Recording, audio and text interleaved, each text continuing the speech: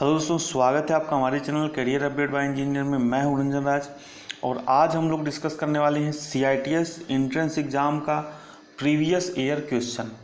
2020 में जो एग्ज़ाम हुआ था वहां पर जो नॉन टेक्निकल प्रश्न पूछे गए थे, जैसा कि आपको पता है मैंने सभी टॉपिक्स क्लियर किए हुए हैं कि 75 प्रश्न आपके टेक्निकल ट्रेड से रिलेटेड पूछे जाते हैं एग्ज़ाम में और 25 प्रश्न नॉन टेक्निकल से रिलेटेड पूछे जाते हैं।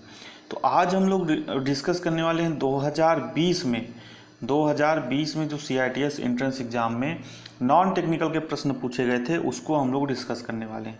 तो वीडियो शुरू करने से पहले मैं बता दूं कि आज हम लोग प्रैक्टिस से 3 डिस्कस कर रहे हैं और टोटल मैंने 10 सेट बनाए हुए हैं, नॉन टेक्निकल के 10 सेट बनाए हुए हैं, जिसमें से सिर्फ एक सेट को मैं यहाँ पर सॉल्यूशन कराऊंगा।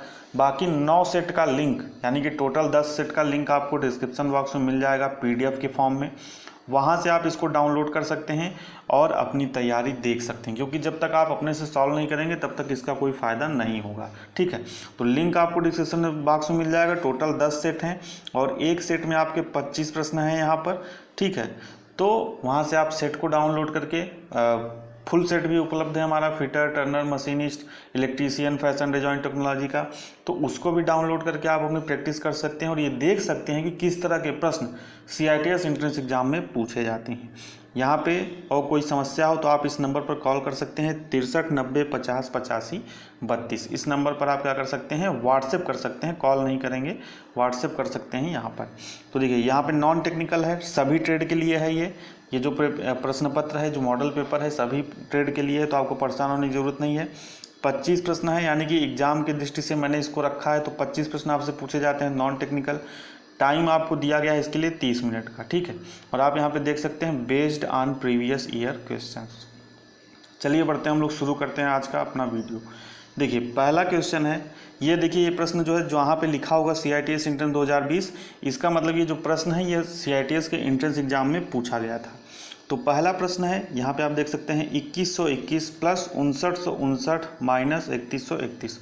तो सिंपल ये सरलीकरण का प्रश्न है। ठीक है, आगे मैं क्लासेस भी लाने वाला हूँ CITS एग्जाम के लिए मैथ की, तो आप चैनल को सब्सक्राइब नहीं किया तो चैनल को सब्सक्राइब जरूर कर लीजिएगा। तो अब इसमें हमको सबसे पहले क्या लगाना है, हमको इसमें सिंपल एक काम करना पड़ेगा, हमको इसमें बॉडमस का रूल लगाना पड़ेगा। कौन सा रूल, बॉडमस का रूल, यानी कि ब्रैकेट ऑफ डिवाइड, ठीक है, मल्टीप्लिकेशन, एडिशन और सब्ट्रैक्शन। देखिए यहाँ पर इस प्रश्न में ये चारों चीज़ें नहीं है। यहाँ पे क्या है, एडिशन है और सब्ट्रैक्शन है, यानी कि जोड़ और घटाना है। तो यहाँ पे लड़का कंफ्यूज हो जाता है कि भैया पहले जोड़ें कि पहले घटाएं। तो आपको यही फार्मूला बॉडमस वाला याद रखना है। तो पहले क्या करना है, एडिशन यानी कि योग। तो पहले जहाँ पे योग दिख रहा है हम इन दोनों का क्या कर देंगे, योग कर देंगे, और जो भी हमारा आएगा पॉइंट उसमें से इस वैल्यू को घटा देंगे, तो हमको क्या मिल जाएगा, हमको हमारा आंसर मिल जाएगा। ठीक है, तो आप इसको सॉल्व करेंगे तो कौन सा ऑप्शन सही हो जाएगा, ऑप्शन नंबर ए आपका यहाँ पे सही हो जाएगा। बढ़ते हैं नेक्स्ट क्वेश्चन की तरफ। देखिए ये भी डिपेंड है उसी तरीके से, ये भी देखिए उसी सरलीकरण से ही पूछा गया है। तो यहाँ पे देखिए क्या है, 56 प्लस 572 प्लस 11। ठीक है, तो यहाँ पे देखिए क्या करना है कि यहाँ पे आ गया डिवाइड और यहाँ पे आ गया प्लस। तो हम लोग सबसे पहले क्या लिखेंगे, बॉडमस। हम लोग सबसे पहले क्या लिख लेंगे, बॉडमस लिख लेंगे। अब देखिए यहाँ पे पहले क्या आ रहा है, ब्रैकेट है तो ब्रैकेट है नहीं, ऑफ आ रहा है यानी कि का, तो का है नहीं। फिर देखिए डिवाइड, यानी कि जिस सीक्वेंस में यहाँ पे ये सभी चीज़ें दी गई हैं उसी सीक्वेंस से हमको क्या करना है, इसको सॉल्व करना है। तो डिवाइड आ गया तो सबसे पहले हम लोग डिवाइड करेंगे। तो यहाँ पर हो जाएगा 56 प्लस, अब यहाँ पर देखिए डिवाइड करेंगे 572/11। ठीक है, 572 को किससे डिवाइड करेंगे, 11 से। तो 5 बार जाएगा, 11 बचे 55, फिर 2 बचेंगे, 11 दूना 22, यानी कि यहाँ पर कितना आ जाएगा, 56 प्लस 52। अब इसके बाद हम इन दोनों को ऐड कर देंगे, तो 56 प्लस जब 52 ऐड करेंगे तो कितना आएगा, 108, यानी कि ऑप्शन नंबर जो हमारा सी है ये सही हो जाएगा। तो उम्मीद करता हूँ आपको चीज़ें समझ में आ रही होंगी। बढ़ते हैं नेक्स्ट क्वेश्चन की तरफ। नेक्स्ट क्वेश्चन है हमारा क्वेश्चन नंबर 3। देखिए ये सभी जो प्रश्न हैं 2020 एंट्रेंस में पूछे गए हैं, एकदम ओरिजिनल 100% ओरिजिनल ये प्रश्न है, क्योंकि मैंने जो खुद एग्जाम दिया था एंट्रेंस का उसी आधार पर ये प्रैक्टिस सेट बनाया गया है। तो प्रैक्टिस सेट आप जरूर डाउनलोड करिएगा, आप 100% NSTI में सिलेक्शन ले लेंगे। ठीक है, तीसरा प्रश्न देखिए क्या है कि रेलगाड़ी 150 किमी की दूरी 2.5 घंटे में तय करती है, तो उसकी चाल क्या होगी। तो चाल का एक सिंपल फार्मूला होता है, चाल बराबर क्या होता है, चाल बराबर होता है दूरी बटे समय। चाल बराबर क्या होता है, दूरी बटे समय। तो दूरी यहाँ पे हमको दिया है 150, तो हम यहाँ पे रख लेंगे 150 बटे समय कितना दिया है 2.5 घंटे, तो हम यहाँ पे रख लेंगे 2.5 और इसको डिवाइड कर देंगे तो हमारा कितना आ जाएगा, हमारा आंसर जो है आ जाएगा वो आ जाएगा ऑप्शन नंबर बी। ठीक है, यहाँ पे जैसे दशमलव यहाँ पे है तो दशमलव हटाने के लिए यहाँ पे 0 बढ़ा लेंगे, फिर 25 छक्का 150 और 0 कर लेंगे, तो ऑप्शन नंबर बी यहाँ पे सही हो जाएगा 60 किलोमीटर प्रति घंटा। नेक्स्ट क्वेश्चन की तरफ बढ़ते हैं। नेक्स्ट क्वेश्चन हमारा क्वेश्चन नंबर 4। देखिए इसमें आपसे पूछा है किसी संख्या का 30% 600 है तो उस संख्या का 60% कितना होगा। तो हम सबसे पहले क्या मान लेंगे कि जो हमारी संख्या है वो क्या है x। अब प्रतिशत निकालने के लिए क्या करते हैं, हमने माना संख्या x और क्या कह रहा है संख्या का 30%, तो प्रतिशत निकालने के लिए क्या करेंगे x गुणते 30/100।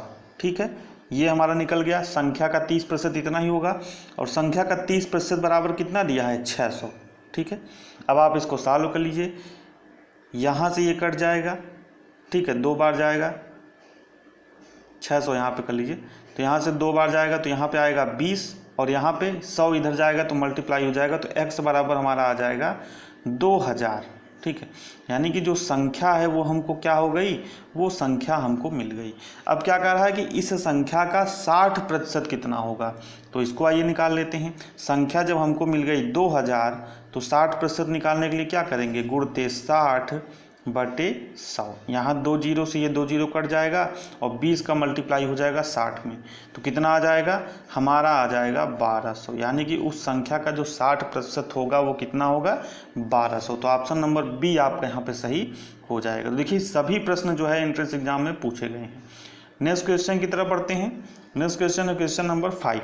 इसमें आपसे पूछा है कि किसी वर्ग का परिमाप 536 है तो उस वर्ग का क्षेत्रफल क्या होगा। तो परिमाप क्या होता है, देखिए त्रिभुज वर्ग में क्या होती हैं, 4 भुजाएं होती हैं, 4 गुणते भुजा, भुजा को हम लोग ए मान लेते हैं और यही होता है क्या हमारा परिमाप 536। तो अब हम क्या करेंगे, यहाँ से क्या निकाल सकते हैं, वर्ग की एक भुजा निकाल सकते हैं कि वर्ग की जो एक भुजा है वो कितनी होगी। तो ए बराबर यहाँ पे करेंगे तो क्या हो जाएगा 536/4। ठीक है, तो अब यहाँ पे इसको डिवाइड कर लीजिए, 4 एकम 4, 4 तिहाई 12, 4 चौक 16, यानी कि जो वर्ग की एक भुजा है वो हमको मिल गई 134। और यही तो भैया हमको चाहिए, क्योंकि वर्ग का क्षेत्रफल क्या होता है, देखिए थोड़ा सिंपल सादे रूप में मैं चल रहा हूँ, यानी कि स्लोली चल रहा हूँ, ताकि जिन लोगों ने कभी कोई चीज़ नहीं पढ़ा इस नॉन टेक्निकल उनको भी समझ में आए। तो वर्ग का क्षेत्रफल क्या होता है, वर्ग का क्षेत्रफल होता है भुजा का स्क्वायर, यानी कि ए का स्क्वायर। और ये हमने कितना निकाला था, शायद 134 निकाला था, मैं भूल गया। तो 134 का जब स्क्वायर कर देंगे तो हमारा आंसर आ जाएगा। ठीक है, अभी भुजा मैंने लिखा था, उसको क्या मैं लिखा था मैं भूल गया, 134 या 32। तो इस तरीके से आप इसका स्क्वायर कर लेंगे तो आपका आंसर मिल जाएगा। आंसर आपका कौन सा सही हो जाएगा, तो ऑप्शन नंबर ए आपका यहाँ पे सही हो जाएगा। बढ़ते हैं नेक्स्ट क्वेश्चन की तरफ। देखिए सभी जो प्रश्न हैं ये पूछे गए हैं प्रीवियस ईयर एग्जाम में। ठीक है, तो इसी लेवल के प्रश्नों के आपको क्या करना है, तैयारी करना है। 6 नंबर का क्वेश्चन है, देखिए यहाँ पे ये भी सिंप्लीफिकेशन से है, बॉडमस रूल पे है। तो यहाँ पे सिंपल मैंने आपको बताया बॉडमस में लिखेंगे। ठीक है, बॉडमस लिखेंगे तो यहाँ पे देखिए सबसे पहले क्या आ रहा है एडिशन, उसके बाद आ रहा है सब्सट्रैक्शन। यानी कि पहले इस तरह का अगर कोई प्रश्न होगा तो इसी क्रम में हमको करना है, यानी कि ब्रैकेट है तो पहले ब्रैकेट को सॉल्व करना है, डिवाइड है तो पहले डिवाइड को सॉल्व करना है। अगर यहीं पे गुणा होता तो हम लोग पहले गुणा को सॉल्व करते हैं, यानी कि मल्टीप्लिकेशन को सॉल्व करते हैं। लेकिन और कोई चीज़ नहीं है इन चारों में से, डायरेक्ट हमारा है एडिशन और सब्सट्रैक्शन। तो सबसे पहले हम लोग जो जोड़ वाला रहेगा उसको सॉल्व करेंगे, इन दोनों को जोड़ के और उसमें से फिर इसको घटा देंगे तो हमारा आंसर आ जाएगा। तो इसको आप सॉल्व कर लीजिएगा, इसका ऑप्शन सही हो जाएगा ऑप्शन नंबर ए 3838।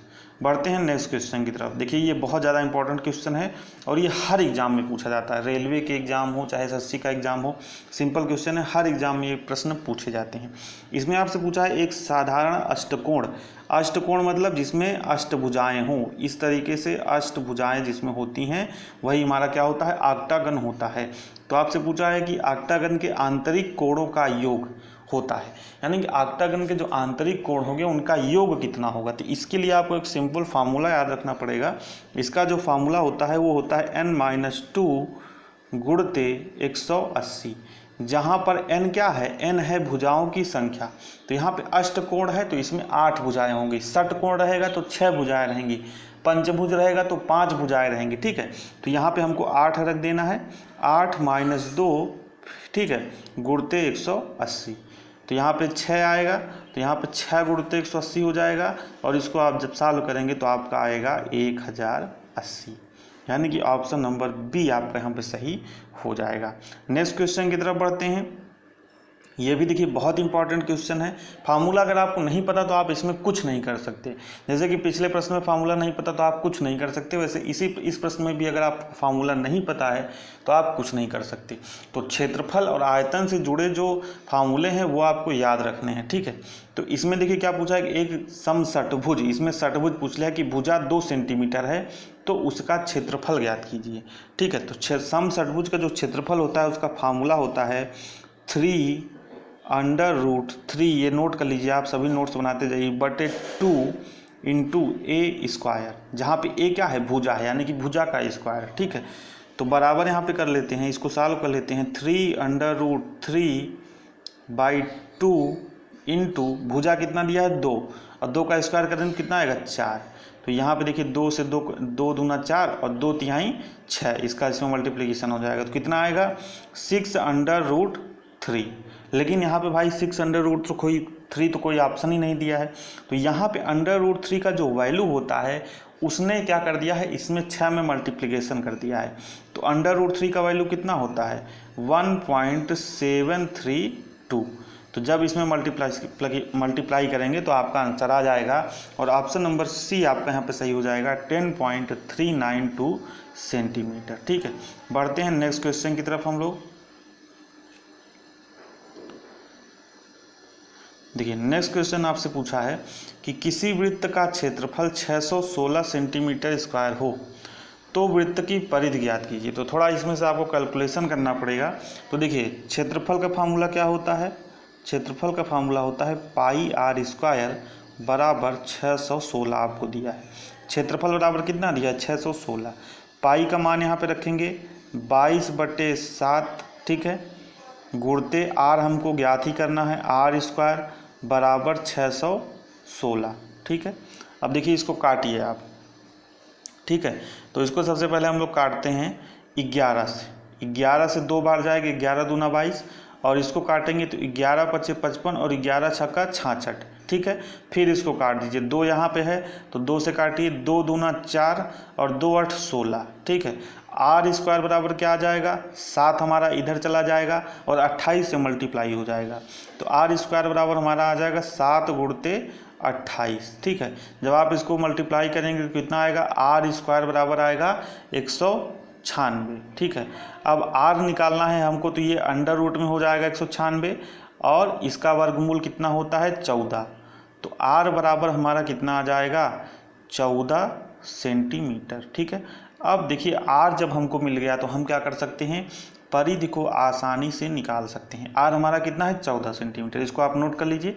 अब हमको क्या निकालना है, परिधि। तो परिधि का फार्मूला होता है वृत्त का 2πr, यानी कि 2 गुणते पाई की वैल्यू रखेंगे यहाँ पे 22/7 गुणते r, अभी हमने कितना निकाला 14। ठीक है, तो 14 रख दिया, तो 7 दूनी 14, 2 बार जाएगा, 2 दूनी 4 और 22 चौका कितना हो जाएगा 88। ठीक है, तो वृत्त की जो परिधि है वो कितना आ जाएगी 88 सेंटीमीटर, यानी कि ऑप्शन नंबर हमारा ए यहाँ पे सही हो जाएगा। ठीक है, वीडियो अच्छी लग रही हो, समझ में आ रही है तो भाई लाइक कर दो, क्योंकि कहीं भी आपको कोई प्रश्न इस तरीके से नहीं बताएगा पिछले साल का, क्योंकि ऑनलाइन एग्जाम होता है तो जो प्रश्न याद रहते हैं वही आपको मिलेंगे, क्योंकि ऑनलाइन एग्जाम होता है, कोई इसका पेपर वगैरह मिलता नहीं कि आपको दे दिया जाए भाई प्रीवियस ईयर में ये प्रश्न पूछे गए थे। तो वीडियो को लाइक करिए और शेयर जरूर करिए वीडियो को। चलिए बढ़ते हैं नेक्स्ट क्वेश्चन की तरफ। देखिए नेक्स्ट क्वेश्चन है, ये रीजनिंग का क्वेश्चन है और कोडिंग डिकोडिंग का क्वेश्चन है। तो रीजनिंग की क्लासेज अभी हमारी करंट में चल रही हैं, 8 लेक्चर हो चुके हैं। अगर आपने उसको नहीं देखा तो आप जाके उसको भी देखिए प्लेलिस्ट चेक करके। तो यहाँ पे देखिए पूछा है डायमंड को ये लिखा जाए, तो उसी भाषा में रूटीन को क्या लिखा जाएगा, ये प्रश्न 2020 में पूछा गया था। अब देखिए यहाँ पे आपको कोडिंग समझना पड़ेगा। तो देखिए डी को क्या कर दे रहा है, ई कर दे रहा है, यानी कि एक आगे वाला अक्षर जोड़ के ये लिख दे रहा है। आई के बाद क्या आता है वर्णमाला में, तो आई के बाद जे आता है तो ये जे लिख दे रहा है। इसी तरीके से देखिए ए के बाद क्या आता है बी, तो ए के बाद देखिए इसने बी लिख दिया है। इसी तरीके से एम के बाद आता है एन, तो देखिए इसने एन लिख दिया है। यानी कि आपको जो कोडिंग है वो समझ में आ रही होगी। ओ के बाद देखिए इसने क्या लिख दिया है, ओ के बाद इसने पी लिख दिया है, एन के बाद ओ लिख दिया है और डी के बाद ई लिख दिया है। यानी कि अल्टरनेट जो बढ़ते क्रम में है उसने क्या किया है, वर्णमाला को उसी क्रम में लिख दिया है। तो यही काम हमको करना है रूटीन में। यानी कि आर के बाद वर्णमाला में क्या आता है एस, तो हमने क्या लिख दिया एस। ओ के बाद क्या आता है पी, तो हमने लिख दिया पी। यू के बाद क्या आता है वी, ठीक है। इसी के बाद टी के बाद क्या आता है यू। आई के बाद क्या आता है जे, ठीक है। एन के बाद क्या आता है ओ। ई के बाद क्या आता है एफ। तो यही वाला ऑप्शन हमारा सही हो जाएगा। तो देखिए यहाँ पे एस पी वी यू, ठीक है, कौन सा ऑप्शन है जे ओ एफ, तो ऑप्शन नंबर बी यहाँ पे सही हो जाएगा। ठीक है, नेक्स्ट क्वेश्चन की तरफ बढ़ते हैं। नेक्स्ट क्वेश्चन है हमारा क्वेश्चन नंबर 11। इसमें आपसे पूछा यदि दर्जी का संबंध पैंट से हो तो मोची का संबंध किससे होगा। तो देखिए दर्जी क्या करता है, पैंट को बनाने का काम करता है और मोची क्या काम करता है, मोची जूते को बनाने का काम करता है। तो दर्जी का संबंध पैंट से हो तो मोची का संबंध किससे होगा, मोची का संबंध होगा जूते से। ऑप्शन नंबर बी आपका यहाँ पे सही हो जाएगा। नेक्स्ट क्वेश्चन की तरफ बढ़ते हैं। नेक्स्ट क्वेश्चन है क्वेश्चन नंबर 12। ठीक है, इसमें आपसे पूछा है, ये देखिए लाभ हानि का क्वेश्चन है। किसी आदमी ने 32,000 रुपये में अलमारी खरीद कर 40,000 रुपये में बेच दी, तो उसका लाभ प्रतिशत बताइए। ये प्रश्न भी एंट्रेंस एग्जाम 2020 में पूछा गया था। तो लाभ प्रतिशत निकालने के लिए सबसे पहले हम लोग क्या निकालेंगे, लाभ निकालेंगे। लाभ निकालने के लिए क्या करते हैं, विक्रय मूल्य माइनस क्रय मूल्य। तो 40,000 में से 32,000 घटाएंगे तो कितना आएगा, 8,000। डायरेक्ट में लिख दे रहा हूँ। 40,000 में से 32,000 घटाएंगे कितना आएगा, 8,000 आएगा। अब लाभ प्रतिशत निकालने के लिए हम लोग क्या करते हैं, लाभ प्रतिशत निकालने का फॉर्मूला क्या होता है, लाभ प्रतिशत बराबर होता है लाभ बटे क्रय मूल्य। ठीक है, क्रय मूल्य गुणते 100, यही फार्मूला होता है। तो लाभ हमने अभी कितना निकाला, 8,000 रुपये। ठीक है, क्रय मूल्य वो मूल्य होता है जिसमें आदमी कोई सामान को क्या करता है, खरीदता है। और विक्रय मूल्य क्या होता है, जिसमें बेचता है। तो खरीदा इसने किसने खरीदा, इसमें कितने में खरीदा, 32,000 में। तो क्रय मूल्य ये हो गया 32,000 गुणते 100। अब इसको सॉल्व कर लीजिए आप, 3 जीरो से 3 जीरो कट जाएगा, 8 से 4 बार जाएगा, 4 चौक 32 और 4 से काटेंगे 100 को तो 25 बार जाएगा। यानी कि लाभ प्रतिशत हमारा कितना आ जाएगा, लाभ प्रतिशत आ जाएगा 25%। ठीक है, नेक्स्ट क्वेश्चन की तरफ बढ़ते हैं। नेक्स्ट क्वेश्चन है क्वेश्चन नंबर 13। इसमें आपसे पूछा है 6 लोगों का भार 21, 27, 33, 40 इतना हो तो इनका औसत भार ज्ञात कीजिए। तो औसत अगर हमको निकालना है किसी भी चीज़ का तो हम लोग कैसे निकालते हैं, औसत बराबर होता है योग बटे तत्वों की संख्या।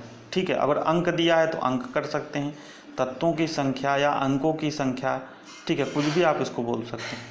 तो यानी कि औसत निकालने के लिए हमको क्या करना है, इन सभी को जोड़ना है, जोड़ के उनका योग यहाँ पे लिखना है और कितनी संख्या है। तो देखिए यहाँ पे 1 2 3 4 5 6 लोग हैं, 6 लोग पहले भी यहाँ पे दे दिया है, उससे हमको डिवाइड कर देना है तो हमको क्या मिल जाएगा, औसत मिल जाएगा। ठीक है, तो इस तरीके से सॉल्व करेंगे तो आपका आंसर मिल जाएगा और सही ऑप्शन इसका क्या हो जाएगा, ऑप्शन नंबर सी यानी कि 37। नेक्स्ट क्वेश्चन की तरफ बढ़ते हैं। नेक्स्ट क्वेश्चन है क्वेश्चन नंबर 14। इसमें आपसे पूछा है कि 24 आदमी किसी काम को 12 दिन में कर सकते हैं तो 36 आदमी उसी काम को कितने दिन में करेंगे। देखिए इसका एक सिंपल ट्रिक होता है। ठीक है, नॉर्मली आप इसको नहीं सॉल्व कर पाएंगे, एक ट्रिक होता है। तो पहला वाक्य ले लीजिए। पहला वाक्य क्या है, 24 आदमी और 12 दिन एक काम को कर रहे हैं। तो यहाँ पे लिखिए 24 गुणते 12 बटे 1, क्योंकि एक ही काम कर रहे हैं। उसके बाद क्या कर रहे हैं, 36 आदमी उसी काम को कितने दिन में करेंगे। तो बराबर करके 36 गुणते, और दिन आपसे पूछ रहा है तो यहाँ पे आप डी लिख सकते हैं, कुछ भी लिख सकते हैं, एक्स लिख सकते हैं, बटे उतना ही काम है, उसी काम को तो एक काम यहाँ पे भी हो गया। बस इसको आप सॉल्व कर लीजिए। 12 तिहाई 36 और 3 से काटेंगे इसको तो 3 8 24, तो हमारा कितना आ जाएगा, 8 दिन आ जाएगा। यानी कि ऑप्शन नंबर ए आपका यहाँ पे सही हो जाएगा। तो अभी मैं क्लासेस पिछले साल की हैं, आप उसको देख सकते हैं। बाकी इस साल भी मैं क्लासेस शुरू करूँगा तो इसमें सभी चीज़ें मैं आपको ये सभी चीज़ें पढ़ाऊँगा, ठीक है। नेक्स्ट क्वेश्चन की तरफ बढ़ते हैं। नेक्स्ट क्वेश्चन है क्वेश्चन नंबर 15। इसमें आपसे पूछा है कि 20 आदमी किसी काम को 15 दिन में कर सकते हैं। यदि उसी काम को 10 दिन में पूरा करना हो तो कितने आदमी और काम पर लगाने पड़ेंगे। देखिए उसी तरह का क्वेश्चन है लेकिन यहाँ पे थोड़ा सा चेंज कर दिया। तो देखिए पहला वाक्य है 20 आदमी 15 दिन, तो हम लोग लिखेंगे 20 गुणते 15 बटे, काम एक ही कर रहे हैं तो एक काम यहाँ पे लिख लेंगे, बटे 1 कर लेंगे, बराबर। अब क्या कह रहा है कि उसी काम को यदि 10 दिन में पूरा करना हो तो कितने आदमी और काम पर लगाने पड़ेंगे। यानी कि 20 आदमी तो पहले से ही हैं, 20 आदमी हम लिख लेते हैं प्लस, अब इसमें पूछा है कितने आदमी और, यही हमको ज्ञात करना है तो हम इसको मान लेते हैं x आदमी और काम पर लगाने पड़ेंगे, ठीक है। और काम को कितने दिन में पूरा होना चाहिए, 10 दिन में, तो यहाँ पे गुणते 10 कर लेंगे, बटे यहाँ पे एक काम है तो 1 कर लेंगे। अब आप इसको सॉल्व कर लीजिए। 10 दूना 20 और 15 का 2 में करेंगे तो 30 आएगा, 30 आएगा। 30 बराबर क्या हो जाएगा, 20 प्लस x। अब यहाँ पे x का मान हमको निकालना है तो 20 का पक्षांतर इधर करेंगे तो माइनस में हो जाएगा, यानी कि 30 माइनस 20 हो जाएगा। तो x बराबर क्या हो जाएगा, 30 माइनस 20, तो x बराबर कितना आएगा, 10। यानी कि अगर काम को 10 दिन में पूरा करना हो तो 10 आदमी और काम पर लगाने पड़ेंगे। ऑप्शन नंबर बी आपका यहाँ पे सही हो जाएगा। नेक्स्ट क्वेश्चन की तरफ बढ़ते हैं। देखिए नेक्स्ट क्वेश्चन बहुत ही सिंपल क्वेश्चन है। इसमें सिंपल आपको क्या करना है, इसको जोड़ देना है। 3/16 दिया है प्लस 5/16 दिया है प्लस 9/16 दिया है, ठीक है। अब इसको सॉल्व कर लीजिए। तो सबसे पहले हम लोग क्या लेंगे, एलसीएम, तो सेम ही है तो यहाँ पे 16 हो जाएगा और फिर इन 16 एकम 16 एक बार जाएगा तो 3 कर देंगे, फिर 16 एकम 16 एक बार जाएगा और एक का इसमें 5 में मल्टीप्लाई करेंगे तो 5 ही आएगा, प्लस ये भी एक बार जाएगा 16 एकम 16, फिर इसका 9 में मल्टीप्लाई करेंगे तो 1 गुणे 9 9 ही आएगा। तो 9 5 14 3 17, ठीक है, 9 5 14 3 17, तो इसका सही आंसर क्या हो जाएगा, 17/16, ठीक है। नेक्स्ट क्वेश्चन की तरफ बढ़ते हैं। नेक्स्ट क्वेश्चन हमारा क्वेश्चन नंबर 17। इसमें आपसे पूछा है कि यदि एक ट्रैक्टर 36 किलोमीटर प्रति घंटे की गति से 10 घंटों में अपनी यात्रा पूरी कर सकता है, यदि उसी दूरी को 8 घंटे में पूरा किया जाना हो तो ट्रैक्टर की गति क्या होनी चाहिए। तो सबसे पहले हमको क्या निकालना पड़ेगा, दूरी। दूरी निकालने का सिंपल फार्मूला होता है चाल गुणे समय, ठीक है। अब यहाँ पे देखिए चाल पहले कितना दिया है, 36 किलोमीटर प्रति घंटा, तो 36 गुणते क्या कह रहा है, 10, समय दिया है 10 घंटा, तो यहाँ पे 10 हो जाएगा। तो कितना आएगा, दूरी कितना आएगा, 360 किलोमीटर दूरी हमको मिल गया। अब अगला प्रश्न के अगले जो है उसमें क्या कह रहा है कि यदि उसी दूरी को 8 घंटे में पूरा करना हो तो ट्रैक्टर की गति क्या होनी चाहिए। दूरी हमको मिल गई 360, अब हमारे पास समय दिया है, अब हमको क्या निकालनी है, गति या चाल को निकालना है। तो चाल बराबर भैया क्या होता है, चाल बराबर होता है दूरी बटे समय। अब दूरी हमको मिल गई, दूरी कितना है 360 बटे समय हमको दिया है, समय कितना है 8 घंटे। अब इसको आप सॉल्व कर लीजिए। 8 चौक 32, 4 बार जाएगा, 4 बचेगा, 4 के आगे 0 उतरेगा, 40 हो जाएगा, तो 8 पंजे 40। यानी कि अगर उसी दूरी को 10 घंटे में पूरा करना हो तो जो उसकी चाल है वो कितना होना चाहिए, वो होना चाहिए 45 किलोमीटर प्रति घंटा। यानी कि ऑप्शन नंबर बी आपका यहाँ पे सही हो जाएगा। नेक्स्ट क्वेश्चन है, देखिए नेक्स्ट क्वेश्चन बहुत थोड़ा सा टाइम लगेगा इसमें। ये देखिए यहाँ पे महत्तम समापवर्तक निकालना है इसका, तो इसको मैं आप सिंपल शॉर्ट फॉर्म में बता दे रहा हूँ, आप इसको सॉल्व कर लीजिएगा। अगर देखिए इस तरह का प्रश्न हो जिसमें सिर्फ 2 ही अंक दिए हों और उसका आपको क्या निकालना है, महत्तम समापवर्तक निकालना है, तो सबसे पहले क्या करते हैं, जो बड़ी वाली संख्या होती है, ठीक है, जैसे इसमें यहाँ पे 4148 है बड़ी संख्या और यहाँ पे क्या है 2324 है, ठीक है। तो इस संख्या से क्या कर देते हैं हम लोग, भाग देना शुरू करते हैं, ठीक है। जैसे मान लीजिए मैंने इसमें भाग दिया तो ये कितनी बार जाएगा, तो ये जाएगा 3 बार। सिंपली समझिएगा, ध्यान से समझिएगा। 3 बार जाएगा तो कितना आएगा, यहाँ पे आएगा 6972, ठीक है। अब देखते हैं शेष हम लोग कितना बचता है, तो शेष यहाँ पे बचेगा 1176।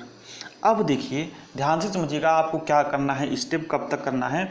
देखिए यहाँ से ये था 2324 था, इसमें 4148 से भाग दिया, 3 बार गया, शेष इतना बचा।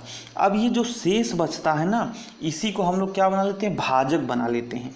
और जो यहाँ पे भाजक रहता है पहला वाला, इसको हम लोग भाज्य बना लेते हैं, यानी कि 2324 यहाँ पर आ जाएगा, ठीक है।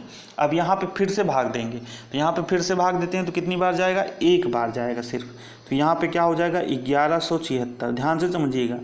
फिर यहाँ पे क्या बचेगा, शेष बचेगा। शेष कितना बचेगा यहाँ पे 1148। अब क्या करना है, ये जो 1148 शेष बचा, इसको हम लोग भाजक बना लेंगे। और भाज्य किसको बना लेंगे, इस वाले को। ये क्या हो जाएगा 1176, ठीक है। तो इसको मैं, आप स्क्रीनशॉट ले लीजिए, तो इसको मैं कट करता हूँ क्योंकि स्क्रीन पे जगह नहीं है, ठीक है। अब देखिए यही स्टेप हम लोग आगे करेंगे। तो 1148 को फिर हमको भाग देना है 1176 में, तो कितनी बार जाएगा, 1 बार जाएगा। तो यहाँ पे फिर कितना आएगा 1148, ठीक है। फिर इसको घटाएंगे तो कितना शेष बचेगा, शेष बचेगा हमारा 28। फिर 28 को क्या बना लेंगे, भाजक बना लेंगे। और जो यहाँ पे संख्या रहेगी 1148, इसको यहाँ पर हम लोग लिख देंगे। अब यहाँ पे भाग दीजिए, तो पहले कितनी बार जाएगा, 4 बार जाएगा, कितना आएगा 112, ठीक है। फिर शेष कितना बचेगा 2, और यहाँ पे 8 है तो यहाँ पे 8 आ जाएगा, और 28 एकम 28, ठीक है। पूरा लास्ट में कट जाएगा, ठीक। लास्ट में कोई शेष नहीं बचना चाहिए। तो जो आखिरी भाजक होगा, देखिए यहाँ पे ना हमको भागफल नहीं लेना है, यानी कि जो भागफल बचा उससे हमारा कोई मतलब नहीं है। जो यहाँ पे आखिरी भाग देने वाला वो रहेगा अंक, वही हमारा क्या हो जाएगा, वही हमारा महत्तम समापवर्तक हो जाएगा। तो यहाँ पे देखिए ऑप्शन नंबर सी, यहाँ पे 28 है, तो ऑप्शन नंबर सी आपका यहाँ पे सही हो जाएगा। नेक्स्ट क्वेश्चन की तरफ बढ़ते हैं। नेक्स्ट क्वेश्चन है क्वेश्चन नंबर 19। इसमें आपसे पूछा है कि मीरा तथा प्रिया की वर्तमान आयु का अनुपात 3:4 है। 10 वर्ष पूर्व इनकी आयु का अनुपात 4:7 था, ठीक है। तो 5 वर्ष बाद मीरा की आयु कितनी होगी। तो यहाँ पे देखिए वर्तमान आयु का अनुपात दिया है कितना, 3:4। तो हम लोग सबसे पहले क्या मान लेते हैं, माना वर्तमान आयु कितना है, वर्तमान आयु 3x तथा 4x है, ठीक है। वर्तमान आयु कितना है, 3x तथा 4x, ठीक है। अब क्या कह रहा है कि 10 वर्ष पूर्व, तो वर्तमान आयु यानी कि 3x है, तो 3x में क्या कर दें, 10 घटा दें, तो 10 वर्ष पूर्व की आयु मिल जाएगी, बटे 4x माइनस 10, क्योंकि दोनों का लेना है ना। अब 10 वर्ष पूर्व आयु का अनुपात कितना दिया था यहाँ पे, 4:7, तो हम लोग क्या कर लेंगे, बटे 4/7।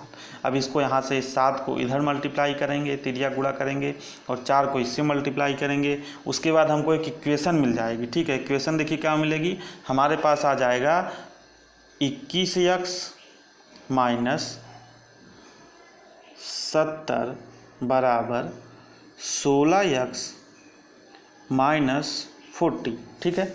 अब इसको सॉल्व कर लीजिए, तो यहाँ पे 5x बराबर कितना आ जाएगा 30, यहाँ से x निकालेंगे तो x बराबर कितना आ जाएगा 6, ठीक है।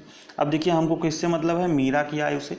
तो मीरा की जो वर्तमान आयु हमने कितना माना था 3x, और x का मान हमको मिला 6, ठीक है। तो मीरा की जो वर्तमान आयु है वो हमको मिल जाएगी 3 × 6 बराबर 18। लेकिन यहाँ पे आपको एक चीज़ ध्यान रखनी है भैया, कि यहाँ पे वर्तमान आयु नहीं पूछा है, यहाँ पे 5 वर्ष बाद मीरा की आयु पूछा है। तो 18 में हम लोग क्या कर देंगे, +5 ऐड कर देंगे, तो कितना आएगा 23 वर्ष, ठीक है।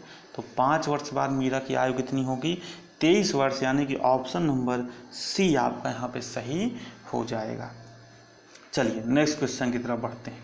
इसमें आपसे पूछा है कि 1/2% का मान दशमलव भिन्न में क्या होगा। तो देखिए प्रतिशत में किसी चीज़ को बदलना होता है तो हम लोग क्या कर देते हैं, 100 से भाग दे देते हैं। तो 1/2 में भी हम लोग क्या करेंगे, 100 से भाग दे देंगे। तो ये होता है अंश, ठीक है, ये है हमारा हर और ये भी है हमारा अंश, ठीक है। तो अंश का गुणा हमेशा किसके साथ होता है, हर के साथ होता है। तो 1/100 का गुणा 2 से होगा तो क्या हो जाएगा, 200। अब इसको आप सॉल्व कर लीजिए, दशमलव उतार लगाएंगे, फिर जीरो उतारेंगे, फिर जीरो लगाएंगे, फिर जीरो उतारेंगे, फिर जीरो लगाएंगे, फिर जीरो उतारेंगे। कितनी बार जाएगा, 5 बार। तो यहाँ पे कितना आ जाएगा, 5 आ जाएगा, यानी कि 0.005। तो 1/2% का मान दशमलव भिन्न में क्या होगा, ये होगा। तो ऑप्शन नंबर बी यहाँ पे सही हो जाएगा। चलिए नेक्स्ट क्वेश्चन की तरफ पढ़ते हैं। नेक्स्ट क्वेश्चन में देखिए हार्ड क्वेश्चन है। इसमें आपसे पूछा है कि 1000 रुपये की धनराशि पर 5% वार्षिक दर से 2 वर्ष के लिए चक्रवृद्धि ब्याज तथा साधारण ब्याज का अंतर कितना होगा, ठीक है। तो आपके पास इस प्रश्न को करने के 2 रास्ते हैं। पहला रास्ता ये है कि आपको मूलधन दिया है, दर दिया है, समय दिया है, तो आप एक बार क्या करें, साधारण ब्याज निकालें, ठीक है। और एक बार क्या करें, आपको साधारण ब्याज निकालें और फिर एक बार चक्रवृद्धि ब्याज निकालें और फिर दोनों को घटाएं, तब आपको इसका आंसर मिलेगा। लेकिन ये क्या है, ये कठिन प्रक्रिया है, टाइम टेकिंग प्रक्रिया है। तो आपको मैं क्या बताऊंगा, एक ट्रिक, ठीक है। अंतर निकालने का सिंपल एक फार्मूला होता है। अगर 2 वर्ष का अंतर दिया है तो एक बात मैं आपको क्लियर कर दूं कि ये जो ट्रिक वाला फार्मूला है ये सिर्फ 2 वर्ष पे काम करेगा। 3 वर्ष वाला भी है, लेकिन 3 वर्ष वाला एक क्वेश्चन नहीं है तो उसका ट्रिक मैं अभी आपको नहीं बता रहा हूँ, ठीक है। तो 2 वर्ष का अगर अंतर आपको दिया है, और नॉर्मल मैं आपको बता दूं एग्जाम में 2 और 3 वर्ष का अंतर ही पूछा जाता है, 2 और 3 वर्ष का ही अंतर पूछा जाता है, इससे ज़्यादा का अंतर नहीं पूछा जाता है। तो आपसे पूछा अंतर बराबर क्या होगा, अंतर बराबर सिंपल ट्रिक लगा लीजिए, मूलधन गुणते दर बटे 100 का स्क्वायर। ये ट्रिक आप नोट कर लीजिए, बहुत ही सिंपल ट्रिक है, आसान ट्रिक है, ठीक है। तो मूलधन गुणते दर बटे 100 का स्क्वायर, तो मूलधन कितना दिया है 1000, गुणते दर कितना दिया है 5, बटे दर बटे 100 का स्क्वायर करेंगे तो डायरेक्ट मैं लिख दे रहा हूँ 5 गुणते 5 बटे 100 गुणते 100। बस इसको सॉल्व कर लीजिए, आपका उत्तर मिल जाएगा। यहाँ पे देखिए 2 जीरो से ये 2 जीरो कट जाएगा, 1 जीरो से 1 जीरो कट जाएगा, यहाँ बचेगा 10 और ऊपर है कितना 5 पचम 25 बटे 10, इसको काटेंगे तो कितना आएगा 2.5 रुपया, ठीक है। यानी कि साधारण ब्याज का और चक्रवृद्धि ब्याज का 2 वर्ष का अंतर कितना होगा 2.50 रुपये, यानी कि ऑप्शन नंबर बी आपका यहाँ पे सही हो जाएगा। नेक्स्ट क्वेश्चन की तरफ बढ़ते हैं। नेक्स्ट क्वेश्चन है क्वेश्चन नंबर 22। इसमें आपसे पूछा है वर्गमूल। तो अगर आपको देखिए सिंपल भाग विधि कठिन होती है, अगर आपको अच्छे से आता है तभी आप उसको लगाइए, और नहीं आता है तो सिंपल आप भाई इस जो 4 ऑप्शन दिए हैं 4 ऑप्शन में गुणा करके पता कर लीजिए। भाई इसका 2 बार गुणा करोगे 58 का, तो अगर हमारा 3364 आ जाता है तो ये वाला ऑप्शन सही है। तो अगर भाग विधि देखिए, भाग विधि में क्या होता है, गलती होने का चांस रहता है, ठीक है। और इसमें क्या है कि जो CTI का एंट्रेंस एग्जाम होता है उसमें आपको काफ़ी समय मिल जाता है, यानी कि गुणा भाग करने के लिए बहुत समय मिलता है। 2 घंटे का प्रश्न पत्र रहता है, मात्र 100 क्वेश्चन आपको करने रहते हैं। तो वहाँ पे आप क्या किया करिए, अगर आपके पास समय है तो आप इसी विकल्प विधि का चयन किया करिए, ठीक है। तो यहाँ पे इसमें आप जब गुणा करके सॉल्व कर लेंगे, वर्गमूल आप भाग विधि से भी निकाल सकते हैं, ठीक है। तो कौन सा ऑप्शन सही हो जाएगा, ऑप्शन नंबर बी आपका यहाँ पे सही हो जाएगा, यानी कि 58 का जो है वो होता है 3364, ठीक है। नेक्स्ट क्वेश्चन की तरफ बढ़ते हैं। नेक्स्ट क्वेश्चन है क्वेश्चन नंबर 23। इसमें आपसे पूछा है सबसे छोटी अभाज्य संख्या कौन सी है। अभाज्य संख्या क्या होती है, जो अपने अलावा, ठीक है, अपने अलावा और किसी से क्या हो भाज्य ना हो, वही क्या होती है, अभाज्य संख्या होती है। तो देखिए सबसे छोटी अभाज्य संख्या होती है 2, ठीक है। यहाँ पे नॉर्मल आदमी कंफ्यूज हो जाता है भाई कि सम संख्या है, लेकिन सबसे छोटी अभाज्य संख्या क्या है 2, क्योंकि 2 और 1 के अलावा क्या होगी, किसी से भाज्य नहीं होगी। तो ऑप्शन नंबर सी आपका यहाँ पे सही हो जाएगा। नेक्स्ट क्वेश्चन की तरफ बढ़ते हैं। नेक्स्ट क्वेश्चन है क्वेश्चन नंबर 24। इसमें आपसे पूछा है 671, फिर यहाँ पे x लिखा हुआ है, छोटा सा आप दिख रहा होगा, 483 क्या है, पूर्णतः 9 से विभक्त हो तो x के स्थान पर कौन सा अंक आएगा, ये आपसे यहाँ पे प्रश्न पूछा है। तो देखिए, एक भाज्यता का नियम होता है, मैंने सभी चीज़ें आपको पिछले साल पढ़ाई थी, इस साल भी मैं पढ़ा दूंगा फिर से। तो भाज्यता का नियम में एक नियम होता है कि अगर कोई भी संख्या 9 से भाज्य हो तो उनके जो अंकों का योग होता है वो भी क्या होता है, 9 से भाज्य होता है। यानी कि जितने अंक हैं इसको हमको क्या कर लेना है, जोड़ लेना है। तो यहाँ पे जोड़िए, 7 6 कितना हो गया, 7 6 13, 13 1 14, 14 4 18, 18 18 और 8 कितना हो गया 26, और 26 3 29। भैया 29 तो 9 से भाज्य नहीं है, इसको 9 से भाज्य कराने के लिए हमको क्या इसमें हम जोड़ दें कि ये संख्या 9 से भाज्य हो जाए। अगर ये संख्या 9 से भाज्य हो जाएगी, यानी कि इस संख्या जितने अंक हैं उनके अंकों का योग अगर 9 से विभक्त हो जाएगा तो ये पूरी संख्या जो है वो क्या होगी, 9 से विभक्त हो जाएगी। तो अब हमको समझना है कि तो ये 9 3 18, 9 3 27, 9 चौक कितना होता है 36, और 29 में कितना जोड़ने पर 36 आएगा। तो हम लोग क्या करते हैं, 7 जोड़ दें, अगर 29 में 36 आ जाएगा, यही हमको चाहिए। तो x के स्थान पर कौन सा अंक हो जाएगा, x के स्थान पर हमारा 7 आ जाएगा। ठीक है, चलिए बढ़ते हैं नेक्स्ट क्वेश्चन की तरफ। आज का हमारा ये लास्ट क्वेश्चन है। इसमें पूछा गया है कि यदि एक घन की प्रत्येक भुजा 8 सेंटीमीटर लंबी है तो घन का आयतन बताइए। तो घन का आयतन होता है a³, यानी कि भुजा का क्यूब। ठीक है, तो यहाँ पे 8 दिया है, तो 8 का अगर हम लोग क्यूब कर दें तो घन का आयतन मिल जाएगा, और 8 का क्यूब कितना होता है 512। तो ऑप्शन नंबर ए आपका यहाँ पे सही हो जाएगा। तो इस तरीके से ये प्रीवियस ईयर जो प्रश्न थे, मैक्सिमम इसमें जो प्रश्न थे वो प्रीवियस ईयर एग्जाम में पूछे गए थे, और बाकी जो अदर प्रश्न हैं यानी कि जो इस तरह के प्रश्न हैं वो भी पूछे गए थे, क्योंकि आयतन और क्षेत्रफल से यहाँ पे काफ़ी प्रश्न पूछे जाते हैं। साथ ही साथ आपको यहाँ पे आंसर की भी दिया हुआ है, यानी कि जो लोग PDF डाउट में रहते हैं भाई कि पेड PDF है, सही होगा कि नहीं होगा, तो इसलिए मैंने ये वीडियो बनाया। ठीक है, बाकी सभी ट्रेड के भी उपलब्ध हैं, फिटर के, मशीनिस्ट के, टर्नर के भी, इलेक्ट्रीशियन के, फैशन डिज़ाइन टेक्नोलॉजी के, इन सभी के मॉडल पेपर भी उपलब्ध हैं। लिंक आपको डिस्क्रिप्शन बॉक्स में मिल जाएगा, वहाँ से डाउनलोड कर सकते हैं। ठीक है, तो इस तरीके से और भी सेट हैं। ठीक है, तो उन सभी सेट को आप सॉल्व करिए और 100% आपका जो सिलेक्शन है वो NSTI में हो जाएगा। तो उम्मीद करता हूँ ये वीडियो आपको पसंद आई होगी। पसंद आई हो तो लाइक कर दीजिए और शेयर कर दीजिए अपने दोस्तों के साथ ही चैनल को सब्सक्राइब नहीं किया तो चैनल को सब्सक्राइब भाई जरूर कर लीजिए, क्योंकि CITS से जुड़ी कोई भी अपडेट आपको इस चैनल पर मिल जाएगी। साथ ही साथ एंट्रेंस एग्जाम की प्रिपरेशन भी यहाँ पे कराई जाती है। तो मिलते हैं नेक्स्ट वीडियो में नई जानकारी के साथ, तब तक बने रहिए हमारे साथ। बहुत बहुत धन्यवाद।